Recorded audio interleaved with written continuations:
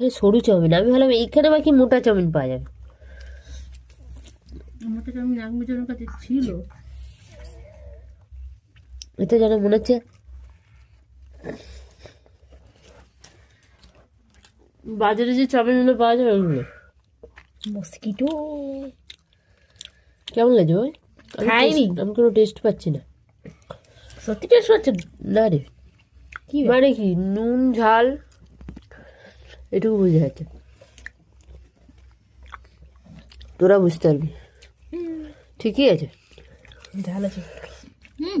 ধান নেই। লঙ্কাই তো দেখা যাচ্ছে না। এটা হলো গোলমরিচ।